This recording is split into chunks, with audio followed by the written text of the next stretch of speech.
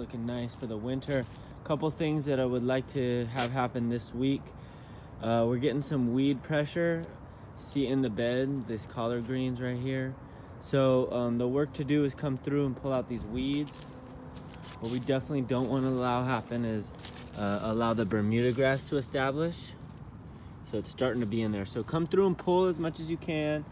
Don't stress too hard, but we want to pull all this grass, okay?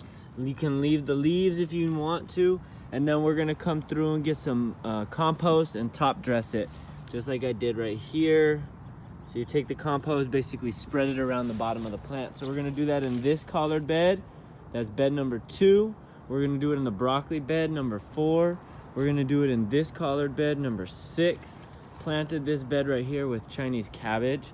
Come through and weed these onions, top dress as well.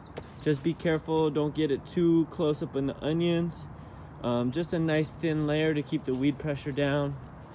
Same here with this onions. Weed it, top dress it, weed it, top dress it in the kale, weed it, top dress it, and weed it and top dress it. So that's a lot of the work that we'll do this week, getting these beds situated for the rain and keeping the weed pressure down. And then inside the fence over there is looking great. I love how you cleared it.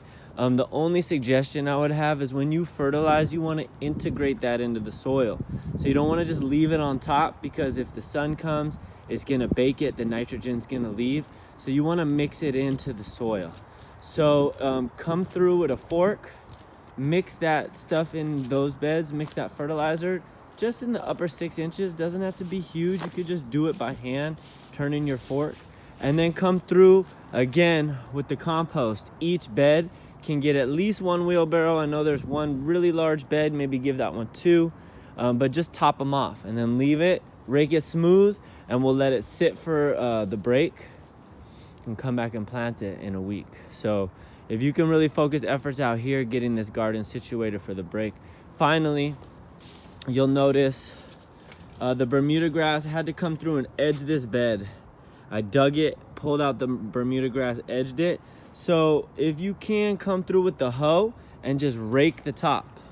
Try to get whatever you can off, and we'll continue to keep that pressure on it through the winter, and hopefully we'll keep it under control. All right, any questions, hit me up. Thank you for the work. Right on, peace.